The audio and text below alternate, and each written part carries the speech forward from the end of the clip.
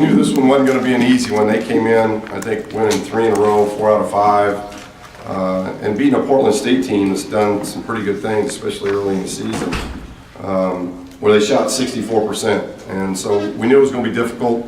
It's not easy on our guys. We got a lot of young inexperience, and I'm just really proud of what they did in the second half. We did not play particularly well in the first half, and I thought in the second half we played with a little bit more toughness, a little bit more urgency and energy.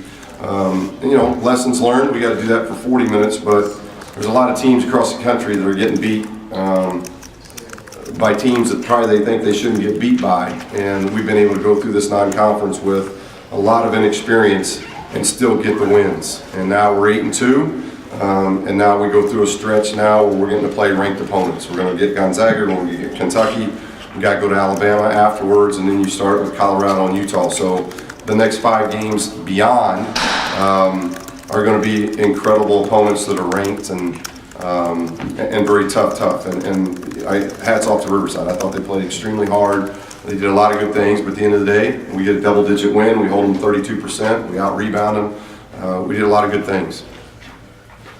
Last game, you were not pleased at halftime. Was it the same type of deal? Did you have to? Yeah, I wasn't pleased again. You know, I hope it's not a habit, but it's been toughness. It hasn't been, you know, we turned the ball over 16 times. You know, I thought we were a little bit more careless tonight, especially in the first half. I think we had 8 and 8.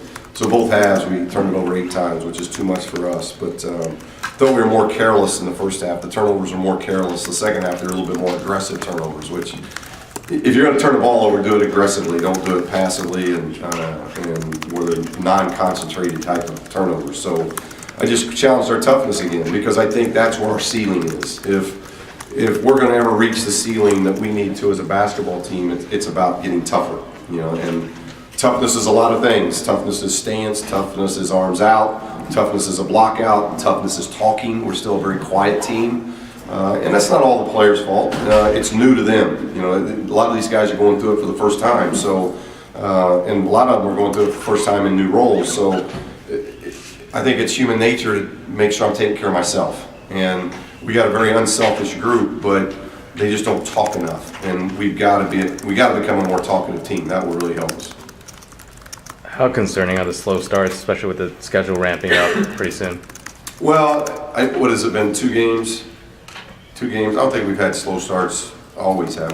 Just the 2 games, trailing at the half. I think these two games, you're right. We've had slow starts, and I don't know if it's really, was it tonight the slow start or I can't remember now. But I was more concerned at half where they'd had I think 11 or 12 more shots than we did, and that just can't happen with what we want to do offensively. We had a lot of urgency, a lot of stress on the defensive end. And I don't know why we were so stagnant in the first half. Like, I don't know my glasses, but we shot 23 shots in the first half.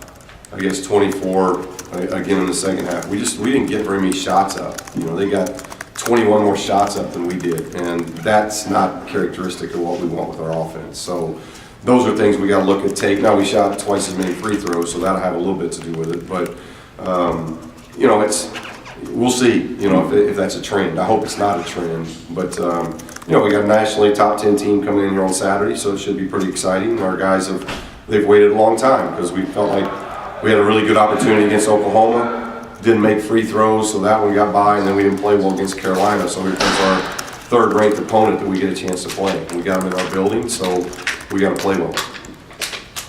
When you have some lax stretches like you guys have had in the last 2 games, does it help to have a big-time team coming into town where, you know, it's going to get everyone's full attention and focus from the jump? Well, I hope so. You know, from a coaching standpoint, you just can't do that, though, and those are lessons our young guys have got to learn.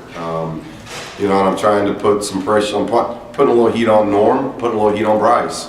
One, because I think those two can handle it, but they got to help these other guys and know that you don't do that. You don't get up for a Riverside one way and a Gonzaga another way. You do that, and then what happens are things like are happening all across the country.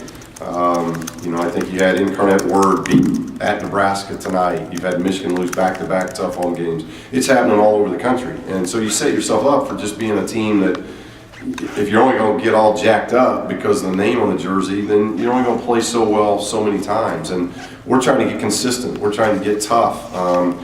You know, we've got weaknesses, obviously, but if we can get tough, if we can really get tough and a little bit of nastiness to us, I think you'll see us, you know, that water's going to rise, the tide's going to rise with this team, and that's going to be fun to watch. If we don't develop that toughness, then I think we're always going to be this kind of team right now, and we obviously are trying to get better. Steve, speaking about consistency, Kayvon Looney, another double-double. Freshmen aren't always known for their steadiness and consistency. What do you attribute that to for him? Well, he's just one, he's an outstanding player, and he prepares well for games. He plays with a lot of energy. You know, he's very, very consistent. He's been that way in high school and through AAU. And, but you're right. It's hard for me to really answer that because I've only had him for 10 games. But through 10 games, he's just a double-double waiting to happen. And you don't see that a lot out of freshmen. So, you know, we're obviously glad he's on our team because he's been a tremendous help for us. And he's doing that now that you got 10 game tapes.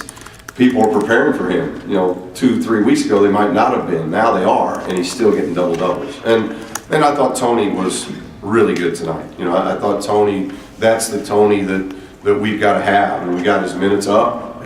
He wasn't in foul trouble. He was able to stay on the floor more.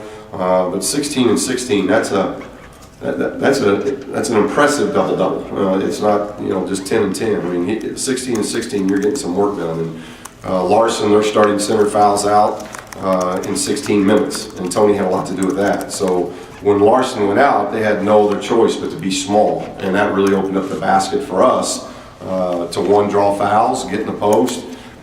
So I thought he did a really good job with that. All right, thank you, Coach. Thank you.